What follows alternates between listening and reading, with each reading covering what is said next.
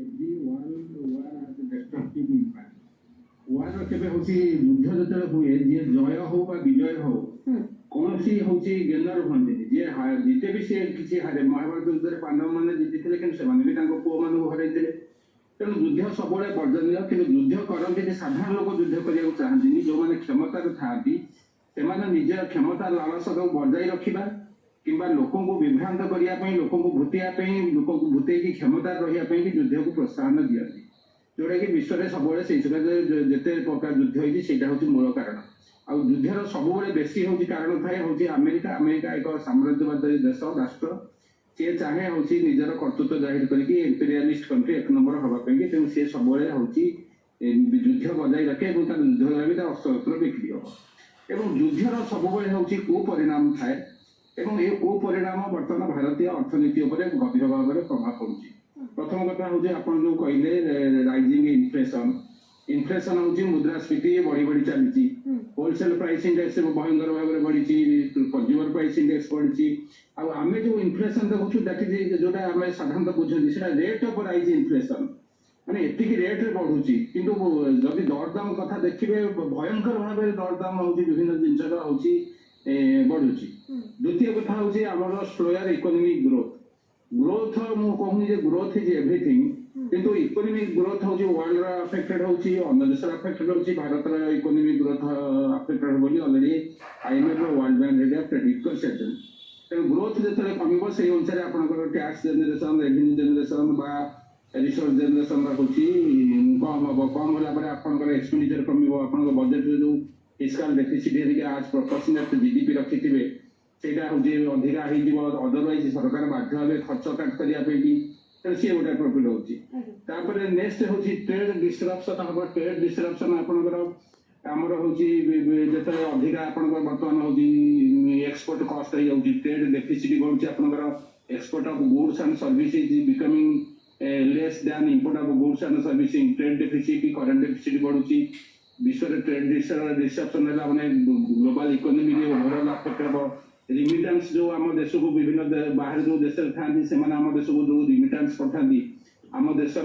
लोक उपकृत होती से फरेन एक्सचेंज आए से प्रभावित हम चीन में रुपी हूँ भयंकर भाव में डिप्रेशन होती कारण आम तैल आमदानी करने अधिका हूँ डॉलर आवश्यक करूँ बाहर को जावाई अधिका खर्च हो टंकार डॉलर अधिका डिमांड है रुपीर भैल्यू कमिया फल आमर देशर जीडीपी हूँ जोटा हूँ फोर्थ लार्जेस्ट इकोनॉमी था बर्तमान सिक्स्थ लार्जेस्ट इकोनॉमी हो गलानी डॉलर टर्म्स एवं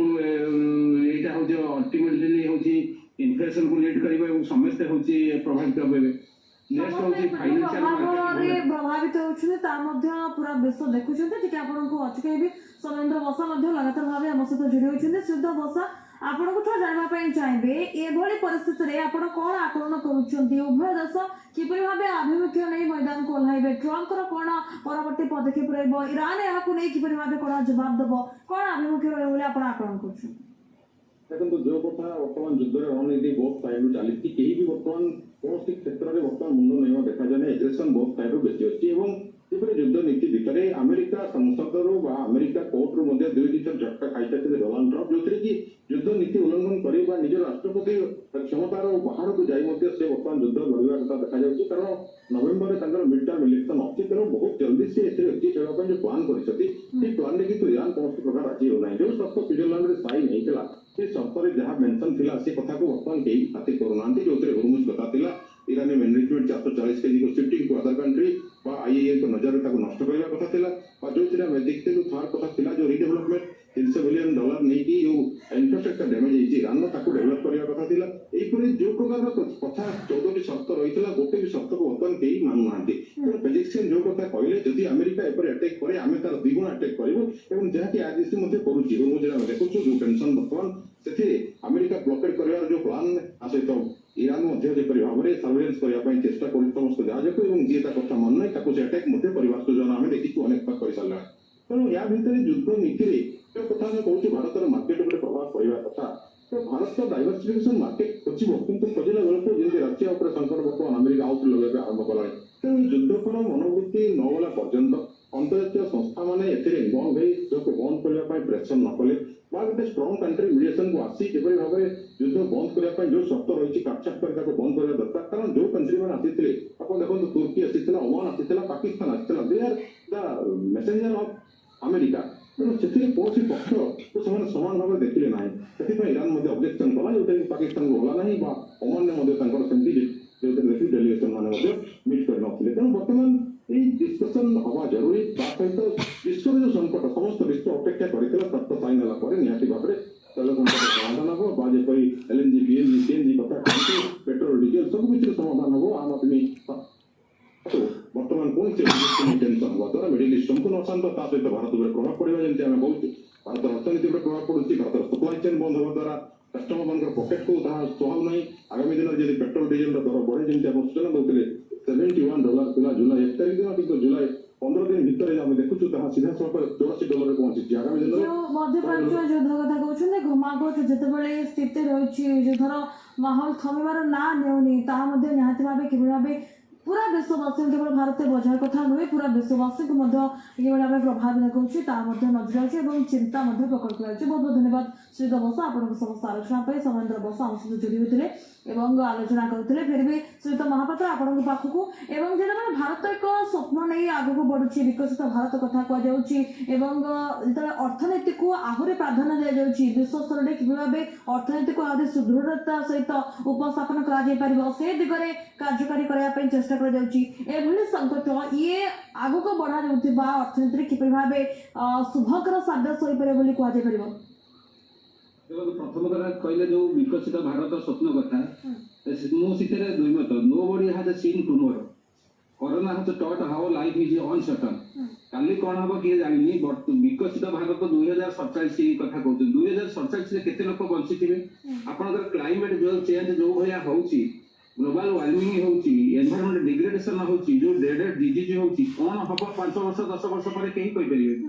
ତେଣୁ ସବୁବେଳେ ଗଭର୍ଣ୍ଣମେଣ୍ଟର ପଲିସି ହବା କଥା, government has got a mandate to rule the 5 years, government has not got mandate to rule for 50 years। ହଁ, ଗଭର୍ଣ୍ଣମେଣ୍ଟର ଲଙ୍ଗ ଟର୍ମ ପ୍ଲାନିଂ ସବୁବେଳେ ରହିବା ଉଚିତ, ସେଇଟା ଖରାପ ନୁହେଁ। କିନ୍ତୁ what you are doing for the today. ଆଜି ପିଲାଙ୍କ ପାଖରେ ଶିକ୍ଷା ସ୍ୱାସ୍ଥ୍ୟ ପାଇଁ ପଇସା ନାହିଁ, ଲୋକଙ୍କର ବେକାର ଚାକିରି, ଲୋକ ବେକାରିଆ ବୁଲୁଛନ୍ତି, ଦରଦାମ ବୃଦ୍ଧି ଭୟଙ୍କର, ସ୍ୱାସ୍ଥ୍ୟ ଶିକ୍ଷା ହଉଛି ଅପହଞ୍ଚ, ସବୁ ସୋସାଇଟି ଗ୍ରେଡେଡ ଡିଗ୍ରେଡେଡ। ଆପଣଙ୍କର ସୋସାଇଟି କୋଉ ଭଳିଆ କରପ୍ଟ ପରଭର୍ଟେଡ ହେଲାଣି, ଲୋକଙ୍କର ମନ ପ୍ରଚଳିତ ହେଇଗଲାଣି, ଲୋକ ଅସହିଷ୍ଣୁ ଅହଂକାରୀ ହେଇଗଲାଣି। ଏଇ ଯୋଉ ପରିବର୍ତ୍ତନ ଘଟୁଛି, ଆଜି ମଣିଷ ଆଉ ସେଇ ଆଗରୁ ଯୋଉ 20 ବର୍ଷ ତଳେ ଆମେ ଯୋଉ ଦେଖିଥିଲୁ ମଣିଷର ଯୋଉ ମାନେ ଚରିତ୍ର ଥିଲା, ସେ ଚରିତ୍ର ହଉଛି ଅତ୍ୟନ୍ତ ମାନେ ନିମ୍ନଗାମୀ ହେଲାଣି, ସୋସାଇଟିକୁ ଆଫେକ୍ଟ ହେଲାଣି। ସେ କଥା କେହି କହୁନାହାନ୍ତି। 2047ରେ ବିକଶିତ ହବ, 2036ରେ ବିକଶିତ ଓଡିଶା ହବ। What this is the ploy to deceive the people by creating a illusion of hope। ଏଇଟା ହଉଛି ଗୋଟେ ସେ ବିଷୟରେ ମୁଁ ହଉଛି ଏକ ଦ୍ୱିତୀୟ କଥା। ଦ୍ୱିତୀୟ କଥା ହଉଛି ଭାରତ ଏପର୍ଯ୍ୟନ୍ତ ହଉଛି